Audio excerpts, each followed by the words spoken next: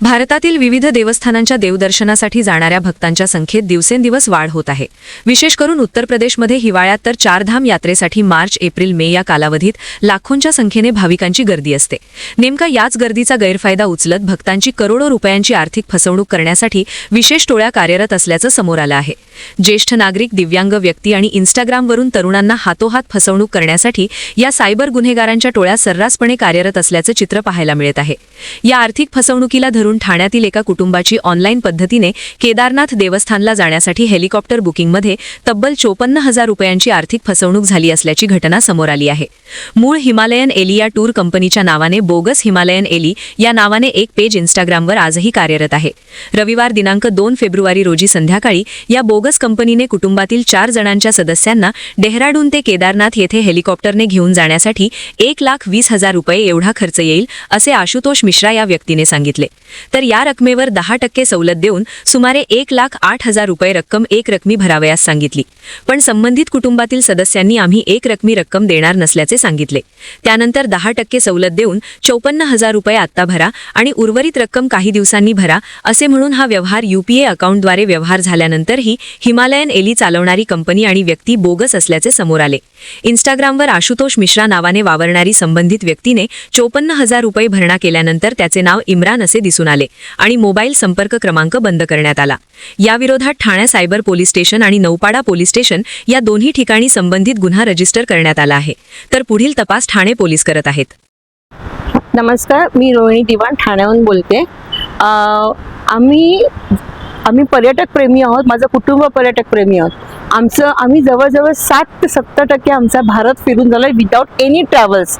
परंतु आत्ता आम्हाला केदारनाथला जाण्यासाठी आपल्याला हेलिकॉप्टर बुकिंगसाठी ट्रॅव्हल्सशिवाय दुसरा पर्याय नसतो आणि हे बुकिंग तुम्हाला ऑनलाईन करावं लागतं। सगळ्या ठिकाणी आता सध्या ऑनलाईन बुकिंग चालू झालंय, पण हेलिकॉप्टरच्या ऑनलाईन बुकिंगसाठी ज्या वेळेला आम्ही हिमालयन एली नावाच्या कंपनीशी केले त्यावेळेला ही कंपनी पूर्ण व्यवहार झाल्यानंतर आम्हाला निष्पन्न झालं।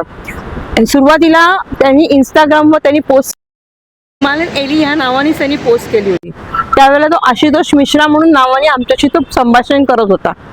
जेव्हा सुरू केलं तेव्हा त्याला मी विचारल्यानंतर तो म्हणाला 1,20,000 रुपये खर्च तुम्हाला संपूर्णपणे येईल। पण ह्या 1,20,000 मध्ये त्याला म्हणतो एक रकमी द्या म्हणून सांगितलं। आम्ही म्हटलं आम्ही एक रकमी देऊ शकणार नाही, आता आम्ही एक रकमी देणार नाही। तो म्हणाला ठीक आहे, एक रकमी न द्या पण तुम्ही अर्धे द्या म्हणून त्यांनी 10% सवलत देऊन आम्हाला 54,000 भरायला सांगितले। माझी दुसरी म्हणजे माझ्या मुलींनी आणि माझ्या मिस्टरांनी असं आम्ही म्हणतो ठीक आहे 54,000 आता अर्धे आपण भरू शकतो, तेवढं आपण आम्ही आमच्या काही जी ठेव होती, मी पेन्शनर आहोत तर आमच्या ठेवीतून जे काही पैसे होते त्यातून आम्ही 54,000ची अमाऊंट आम्ही तयार केली आणि UPIच्या SBIच्या माध्यमातून त्याला आम्ही पे केली। तो पे झाल्यानंतर त्याला तो व्यवहार झाल्यानंतर जो आशुतोष मिश्रा म्हणून जो आमच्याशी बोलत होता, जो व्यवहार करत होता, ती व्यक्ती इम्रान नाव झालं त्याचं। आणि इथेच कुठेतरी मुलींच्या मनात माझ्या पाय चुकली की ही काहीतरी गडबड आहे म्हणून त्यांनी नंतर लगेच त्याला फोन केला आणि त्याला सांगितलं आम्हाला आमचे सगळे पैसे परत द्या, आम्हाला नाही जायचं। तो म्हणाला आत्ता आम्ही तुम्हाला पैसे नाही देऊ शकत, तुम्हाला आम्ही 3 दिवसानंतर पैसे देतो परत। आणि म्हणून त्यांनी फोन ठेवून दिला। परत माझ्या मुलींनी जेव्हा फोन लावला तेव्हा त्याचा फोन बंद झाला आणि मग आम्हाला कळलं की आमचं त्याच्यामध्ये कुठेतरी सायबर फ्रॉडमध्ये आमची आर्थिक फसवणूक झालेली आहे।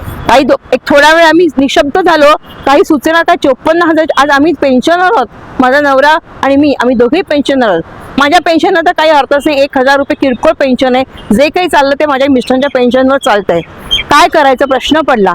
शेवटी आम्ही एकदम सगळे शांत झालो आणि 5 मिनिटं शांतपणे आम्ही विचार करून सायबरला फोन केला। सायबर स्टेशनला फोन केल्यानंतर त्यांनी लगेच 10-10:30 आम्ही फोन केला, त्यांनी आमची कंप्लेंट लॉन्च करून घेतली आणि त्यांनी सांगितलं आता ही PDF फाईल तुम्ही घेऊन दुसऱ्या दिवशी सकाळी नौपाडा पोलीसला जा, तिकडे त्या सायबर सेलला भेटा आणि तिकडे तुमचं काम तुमची कंप्लेंट रजिस्टर लॉन्च करून द्या परत। मग आम्ही तिकडे गेल्यानंतर तिकडचे शेळके सर म्हणून आहेत, त्यांनी आम्हाला आमची जी आहे कंप्लेंट ती दाखल करून घेतली आणि आम्हाला 5,000 रुपये तुमची आत्ता रक्कम फ्रीज झाली असं दाखवलं। ह्याच्या पुढे काहीच नाहीये, चित्र काहीच नाहीये। आता काय करायचं हा आमच्या पुढे मोठा। आणि आजही ती व्यक्ती इंस्टाग्रामवर पोस्ट करते आणि लोकांना फसवते। पण ह्या बाबतीत मी सांगितलं पोलिसांना सायबरला सांगितलंय ह्याला की हा माणूस फसवतोय बघा तुम्ही काय, तर ते म्हणाले की तुम्ही जागरूक तुम्ही हे करा आणि तुम्ही अवेअरनेसपणा आणा.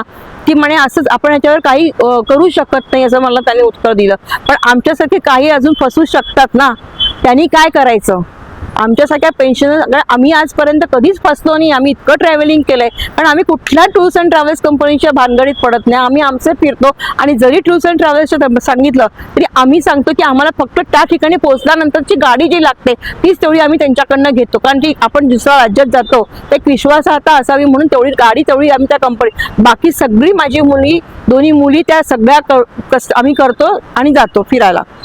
ह्या वेळेला मात्र तुम्हाला ऑनलाईन बुकिंग शिवाय पर्याय नव्हता. आणि ही जी हिमालयन एली जो बोगस आहे तो सुद्धा तुम्हाला IRCTCच्या साईटवर दाखवतो हिमालयन एली, पण ओरिजिनल हिमालयन एली आणि त्याची ही बोगस कंपनी उघडलेली ही हिमालयन एली आहे. तेव्हा माझी कृपा करून सगळ्यांना आहे की तुम्ही प्रत्येकाने चेक करा, तो इंस्टाग्रामवर आहे, फसवू नका. आमची फसवणूक झाली आहे, दुसऱ्याच्या कोणाची. आणि आत्ता मात्र जे काही सगळ्याकडे जे आपले संपूर्ण भारतभर जे चालू आहे फसवणुकीचं धार्मिक त्याच्याकडे, तिथे कुठेतरी रोख आणला पाहिजे.